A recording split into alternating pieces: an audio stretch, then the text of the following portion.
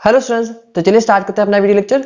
Student, आज हम सीखने वाले हैं कि calculation of number of spectral lines कैसे किया जाता है। जैसे कि हमने लास्ट लेक्चर में हाइड्रोजन स्पेक्ट्रम को कंप्लीट किया था, वहां पर हमने देखा था कि डिफरेंट डिफरेंट ट्रांजिशन के ड्यूरेशन में आपको डिफरेंट डिफरेंट स्पेक्ट्रल लाइंस मिलती है।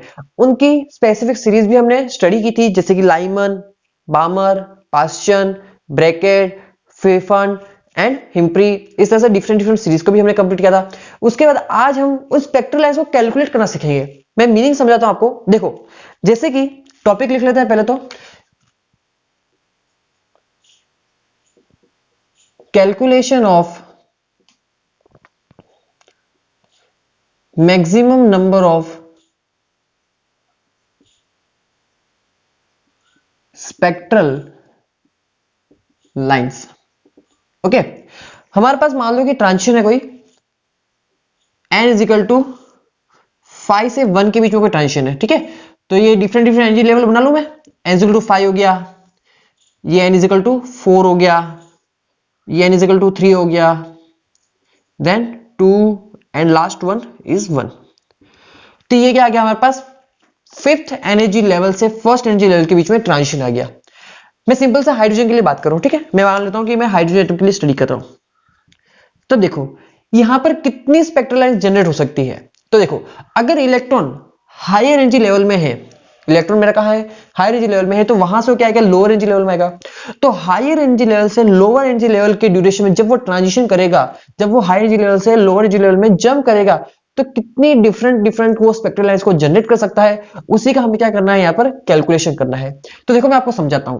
मान लो कि 5 से या तो डायरेक्ट आ जाए, या फिर 4 से वो डायरेक्ट आ जाए, या फिर 4 से डायरेक्ट कैसे आएगा कि 5 से क्या आएगा, पहले 4 आएगा, ठीक है, फिर 4 से क्या आ गया, डायरेक्ट आ गया। फिर मान लो कि 5 से कहां आ गया, 3 आ गया, एंड 3 से क्या आ गया, फिर वो डायरेक्ट आ गया। 5 से 2 आया, देन 2 से 1 आ गया। देखो और क्या हो सकता है, देखो और हो सकता है यहां पर आपके पास कि 5 से वो 4 आए, 4 से कहां आए वो, 4 से आए वो 2 पे, देन 2 से वापस कहां गया, 1 पे आ गया। या फिर 5 से 3 आ गया और 3 से कहां जाए, 2 पर आ जाए, और फिर 2 से कहां जाए, 1 पर आ जाए। देखो कितने टाइम क्या हो रहा है, 1 2 3 4 5 6 7 8 9 9 हो रहा है। और कुछ देखो और क्या हो सकता है यहां पर हो सकता है कि 5 से 4 पर आए, 4 से 3 पर आए, 4 से 3 पर आए, 3 से 2 पर आए, 2 से वापस 1 आ जाए। ठीक है, इस तरह के देखो कितने हो गए, 4 5 6 7 8 9 10 ट्रांजिशन शो हो रहे हैं आपको। जब फिफ्थ एनर्जी लेवल से फर्स्ट एनर्जी लेवल के बीच में इलेक्ट्रॉन जंप कर रहा है, तो 10 ट्रांजिशन को ये जनरेट कर रहा है, 10 डिफरेंट स्पेक्ट्रल लाइंस आपको मिल रही है। सीख लिया आपने कैलकुलेट करना। इसके अलावा देख लो, इससे एक्स्ट्रा तो कुछ हो नहीं रहा है, ठीक है, कैलकुलेट करके आप चेक कर सकते हो। अब देखो ये तो क्या था, 5 से 1 था ना, इसमें 10 लाइन आ गई। मान लो कि भाई 15 6 17 20 25 किसी एनर्जी लेवल से अगर फर्स्ट एनर्जी लेवल के बीच में इलेक्ट्रॉन अगर आपका ट्रांजिशन कर रहा है, और वहां पर अगर आपको स्पेक्ट्रल लाइंस कैलकुलेट करनी है, तो फिर आप कैसे करोगे। तो यही चीज है, इसको कॉम्प्लेक्स नहीं बनाते हैं, इसको सिंपल सा समझते हैं। देखो अब इस स्पेक्ट्रल लाइंस को अगर कैलकुलेट करना है, जब आपके पास हायर एनर्जी लेवल से लोअर एनर्जी लेवल में इलेक्ट्रॉन जंप कर रहा है, तो उसके लिए एक फॉर्मूला है। देखो फॉर्मूला क्या है, कुछ इस तरह से है। पहले मैं कुछ थ्योरी लिख लेता हूं आपको, कि यहां पर आप लिख सकते हो कि when an electron jumps from higher energy level, higher energy level मतलब कि N2 to lower energy level,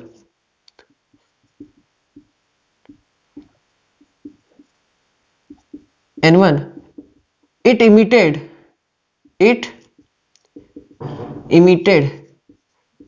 different spectral lines,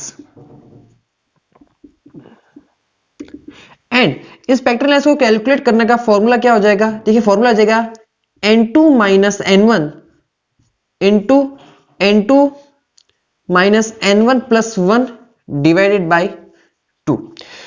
ये क्या है, स्पेक्ट्रल लाइंस को कैलकुलेट करने का तरीका समझाता हूं मैं। देखो अभी हमने 5 से 1 के बीच में देखा ना, देखो N2 क्या होगा यहां पर, पहली बात तो N2 तो हो गया आपका हायर एनर्जी लेवल,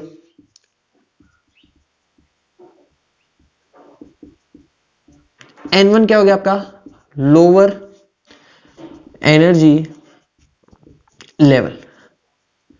ठीक है, तो देखो 5 माइनस 1 कितना हो गया, देखो 5 minus 1 into 5 minus 1 plus 1 divided by 2 कर दो, कितना आ गया 4 इंटू 5 डिवाइडेड बाई 2, ये कितना आ गया 10 लाइन्स आ गई। तो देखो दिख रहा है, अभी हमने देखा 5 से 1 के बीच में जब ट्रांजिशन हो रहा है तो कितनी डिफरेंस लाइन मिल रही है आपको, 10 स्पेक्ट्रल लाइंस मिल रही है। तो ये है मेथड कि डिफरेंट डिफरेंट ट्रांजिशन के ड्यूरेशन में अब जब आपका स्पेक्ट्रल लाइंस आपको कैलकुलेट करने के बारे में बोल दे तो आप इस तरह से आप कैलकुलेट कर सकते हैं। अच्छा, ये कब अप्लाई करोगे, ये मेथड तभी अप्लाई करोगे जब आपके पास, नोट लिख लीजिए, when we have sufficient number of hydrogen atom. It means जब आपके पास हाइड्रोजन सैंपल प्रेजेंट हो तो उस हाइड्रोजन सैंपल में अगर आपको स्पेक्ट्रल लेंथ कैलकुलेट करनी है तभी इस मेथड को आप यूज करोगे। पर्टिकुलर एक हाइड्रोजन एटम के लिए आप यूज नहीं करोगे। क्यों नहीं करोगे उसको भी मैं समझाता हूं। पहले इसका स्क्रीनशॉट ले लीजिए, ले लिया स्क्रीनशॉट। अब देखिए ये तो क्या था कि जब 5 से 1 के बीच में ट्रांजिशन हो रहा है। अब यहां पर एक चीज देखो, लाइमन के ट्रांजिशन कितने हो रहे हैं मुझे बताओ कि लाइमन सीरीज के ट्रांजिशन यहां पर कितने हो रहे हैं। लाइमन सीरीज कहां से कहां तक होती है तो आपको पता है हायर एनर्जी लेवल से लोअर एनर्जी लेवल कितना होगा 1 होगा। हायर एनर्जी लेवल कुछ भी हो सकता है। तो देखो मुझे बताओ मैक्सिमम से मैक्सिमम लाइमन सीरीज में कितने ट्रांजिशन हो रहे हैं, 4 लाइंस जनरेट हो रही है। तो अगर आपको स्पेसिफिक सीरीज के लिए बोल दे कि स्पेसिफिक सीरीज का आप ट्रांजिशन बताओ तो आप वो कैसे कैलकुलेट करोगे। तो देखो स्पेसिफिक सीरीज के ट्रांजिशन बताने के लिए यहां पर लिख रहा हूं मैं number of spectral lines, number of spectral lines in specific series। ये आप कैसे कैलकुलेट करोगे तो देखो फॉर्मूला हो जाएगा यहां पर इसके लिए N2 minus ground state of that series, state of specific series. मतलब कि जिस भी पर्टिकुलर सीरीज के लिए अगर बोला है उस पर्टिकुलर सीरीज का क्या करो आप ग्राउंड स्टेट को और उसके क्या करो N2 से माइनस कर दो, आपको क्या मिल जाएगी उस पर्टिकुलर सीरीज के लिए टोटल नंबर ऑफ लाइंस मिल जाएगी। जैसे देखो यहां पर लाइनमैन के लिए हमने पढ़ रहे थे, बताओ लाइनमैन हाई 5 में से कितना आ जाएगा 1, 5 माइनस 1 तो कितना आ गया 4। देखो 4 लाइंस आ रही है दिख रही है ना। बामर के लिए बात करेगा तो ग्राउंड स्टेट कितना हो जाएगा 2, पास्टिंग के लिए ग्राउंड स्टेट कितना हो जाएगा 3, ब्रैकेट के लिए कितना हो जाएगा 4, फंड के लिए कितना हो जाएगा 5। ठीक है, तो इस तरह से डिफरेंट डिफरेंट ग्राउंड स्टेट को आप ग्राउंड स्टेट से जो स्पेसिफिक सीरीज पूछा गया है उसकी वैल्यू पुट करो, उसको हाई लेवल से जब आप माइनस कर दोगे तो आपको क्या मिल जाएगी उस पर्टिकुलर स्पेसिफिक सीरीज के लिए आपको नंबर ऑफ स्पेक्ट्रल लाइंस मिल जाएगी। क्लियर है। अच्छा ये बात थी हमारी भाई, ये जब फॉर्मूला कब यूज करना है जब हमारे पास number of sufficient hydrogen atom हो। ये फॉर्मूला कब यूज करना था जब हमारे पास स्पेसिफिक सीरीज के लिए बात कर रहे हैं। अब हम बात करते हैं कि जब हमारे पास पर्टिकुलर एक एटम हो हाइड्रोजन का तब हम नंबर ऑफ स्पेक्ट्रल लाइंस कैसे कैलकुलेट कर सकते हैं। तो देखो इसे मैं थोड़ा सा रफ कर देता हूं एक बार।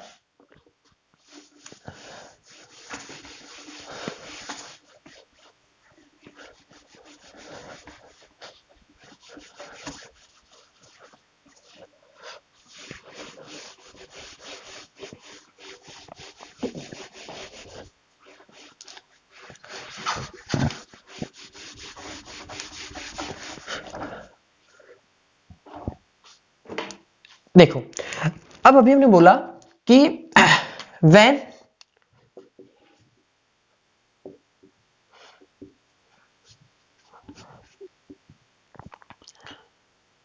पॉसिबल या फिर फॉर अ सिंगल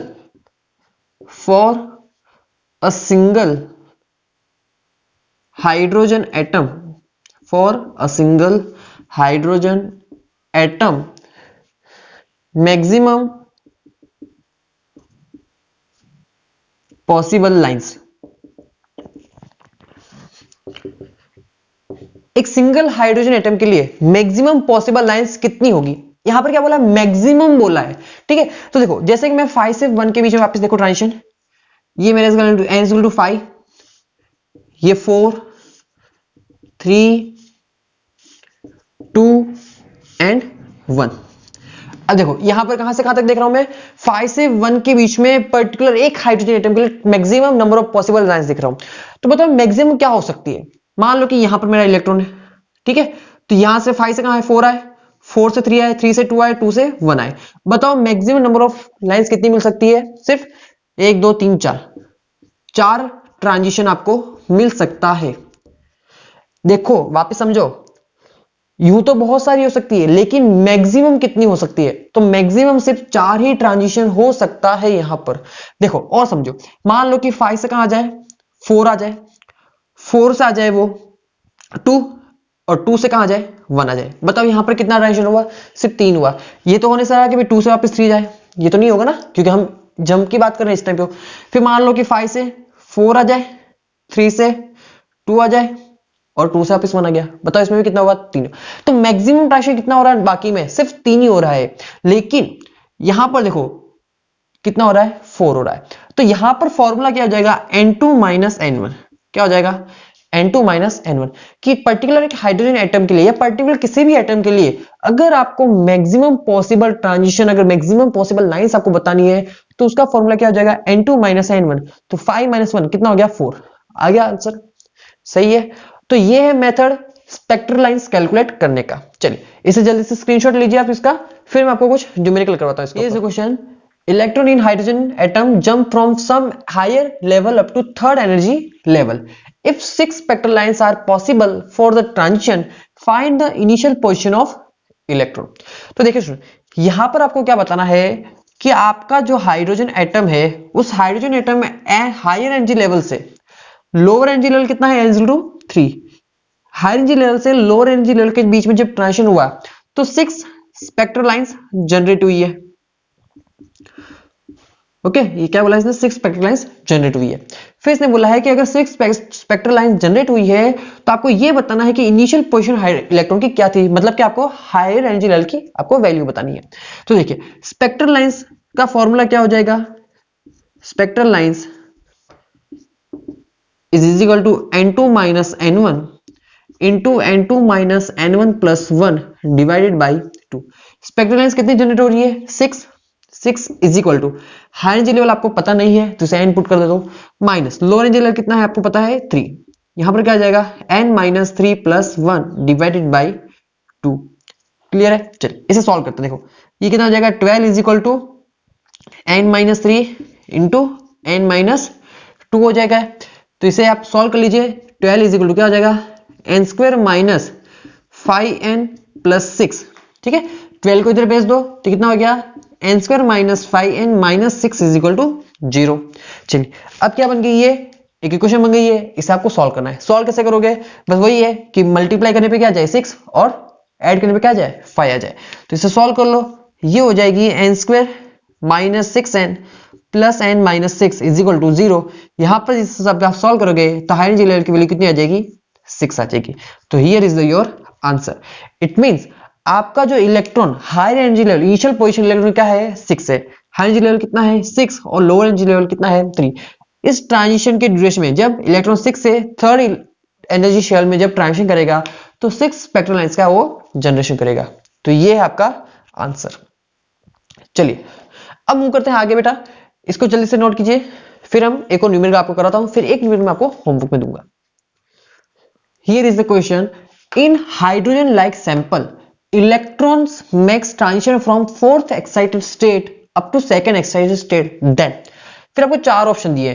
फर्स्ट है 10 different lines spectral lines are generated, second है 6 different spectral lines are generated, third option है number of lines belonging to the Balmer series is 3 and option number D है number of lines belonging to the Paschen series is 2।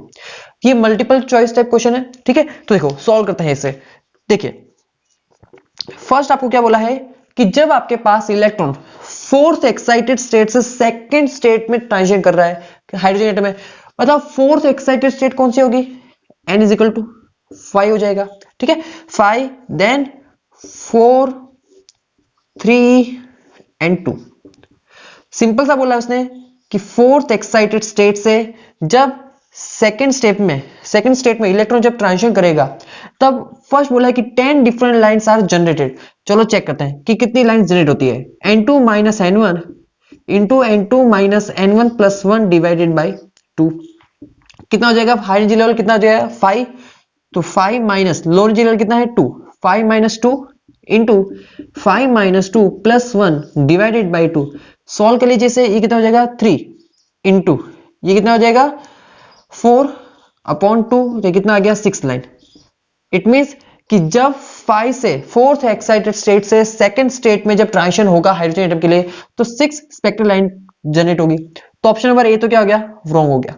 Second, 6 spectral lines are generated, हाँ option number B correct है, सही है। लेकिन option number C भी check करो कि number of lines belonging to the Balmer series is 3। अब particular specific series के लिए बोला है, तो स्पेसिफिक सीरीज के लिए फॉर्मूला क्या होता है? n2 minus ground state of that series. तो n2 कितना है आपका पास? n2 आपका पास 5। ये किसके लिए चेक कर रहा हूं? ये मैं बामर के लिए चेक कर रहा हूं, फॉर बामर सीरीज, ठीक है, फॉर बामर सीरीज।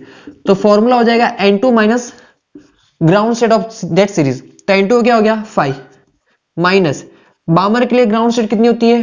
2। तो वैल्यू कितनी आएगी? 3। तो हाँ 3 स्पेक्ट्रल लाइंस जनरेट होती है बामर सीरीज के लिए। फिर बात करते हैं पास्टियन के लिए। तो देखो पास्टियन के लिए क्या हो जाएगा? 5 माइनस पास्टियन के लिए ग्राउंड स्टेट कितना होगा? 3। तो कितना हो जाएगा? ये 2। तो 2 स्पेक्ट्रल लाइंस जनरेट होगी पास्टियन सीरीज के लिए। तो ऑप्शन नंबर डी भी क्या है? करेक्ट है। तो यहां पर आपका आंसर क्या हो जाएगा? Option number B, C and D, ये तीनों क्या है? आपके करेक्ट ऑप्शन होंगे यहां पर, सही है, समझ में आता है। तो ये थे number of spectral lines calculate करने का मेथड, और ये था इसके ऊपर कुछ न्यूमेरिकल्स। आई होप लेक्चर आपको अच्छे से समझ में आया होगा।